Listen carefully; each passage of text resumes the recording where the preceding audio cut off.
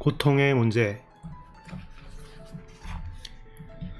하나님이 사람이 되어 팔레스타인에서 피조물들과 더불어 하나의 피조물로 사셨을 때 그는 참으로 숭고한 자기 희생의 삶을 사셨으며 결국 갈보리까지 나아가셨습니다. 범신론자인 현대의 철학자 한 사람은 절대자가 바닷속으로 들어가면 물고기가 된다고 했습니다. 그처럼 우리 그리스도인들도 성육신을 가리켜 하나님이 이처럼 자신의 영광을 비우시고 이기주의와 이타주의의 의미가 확연히 드러나는 유일한 그 상황을 감수하신 것은 그가 전적으로 이타적인 분임을 보여주시는 일이라고 말할 수 있을 것입니다. 그러나 초월적 존재이신 하나님, 모든 조건들의 무조건적 근거가 되시는 하나님에 대해 그런 식으로 쉽게만 생각할 수는 없습니다. 우리는 상대방의 필요를 희생시키면서까지 자기 필요를 만족시키는 인간의 사랑, 자녀들로서는 세상에 나가는 편이 유익한데도 아버지가 그들과 헤어지기 싫어서 집에 붙들어 두는 경우처럼을 이기적인 사랑이라고 부릅니다.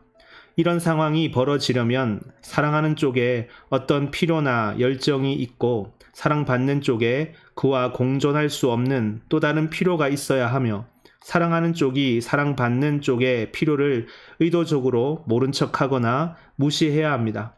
그런데 하나님과 인간의 관계에는 이 조건 중 어떤 것도 적용되지 않습니다. 하나님께서는 어떤 필요도 없습니다.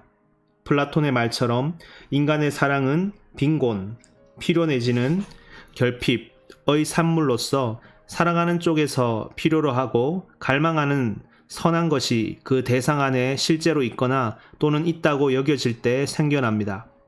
그러나 하나님의 사랑은 그와 달리 상대방이 가진 선의 근원을 두는 것이 아니라 오히려 자신이 먼저 인간을 사랑하여 그를 존재케 한 후에 파생적인 것이나마 진정한 사랑스러움을 갖추어 가게 함으로써 그 모든 선의 근원이 되어 줍니다. 하나님은 선이십니다. 그는 선을 주시는 분이지 선을 필요로 하거나 어디서 얻어와야 하는 분이 아닙니다.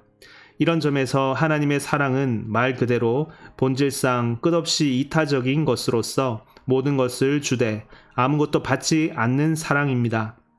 이처럼 하나님이 감정을 초월하신 분이시면서도 마치 열정에 휘말린 듯 말씀하시며 영원히 충만하신 분이면서도 무언가 필요한 것처럼 자신이 처음 적신으로 창조한 이래 계속해서 모든 것을 공급해 오신 바로 그 존재들이 필요한 것처럼 말씀하시는 것을 이해하려면 그가 순전히 기적을 통해 스스로 갈망을 느낄 수 있는 존재가 되시고 우리만이 채워드릴 수 있는 무언가를 자기 안에 창조해 내셨다고 볼 수밖에 없습니다. 하나님이 우리를 필요로 하시는 것은 그가 그 필요를 선택하셨기 때문입니다. 불변하는 하나님의 마음이 자신이 만들어낸 꼭두각시 들 때문에 슬픔을 느낄 수 있는 것은 다름 아닌 자신의 전능함을 우리가 이해할 수 없는 겸손으로 기꺼이 그 슬픔에 복종시켰기 때문입니다. 세상의 주된 존재 목적이 우리로 하여금 하나님을 사랑하게 하려는 데 있지 않고 하나님이 우리를 사랑하시려는 데 있다는 사실은 좀 더 깊은 차원에서 볼 때 바로 우리를 위한 것입니다. 부족한 것 하나 없는 그분이 우리를 필요로 하기로 선택하신 것은 그의 필요가 되는 것이 곧 우리의 필요이기 때문입니다.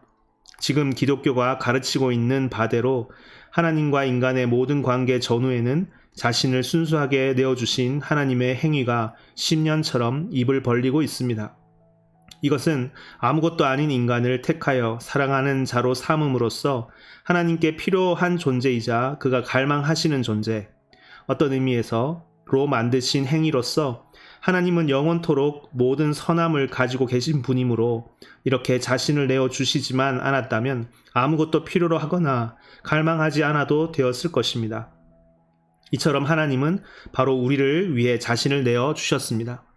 사랑할 줄 아는 것은 우리에게 좋은 일입니다. 최고로 좋은 대상이신 하나님을 사랑할 줄 아는 것은 우리에게 최고로 좋은 일입니다. 그러나 우리가 먼저 하나님께 구애하거나 하나님을 찾아내야 한다고 생각한다면 또 우리가 하나님의 필요에 따르기에 앞서 하나님이 먼저 우리의 필요에 따르셔야 한다고 생각한다면 그것은 이 사랑을 사물의 이치에 어긋나게 잘못 이해하는 것입니다.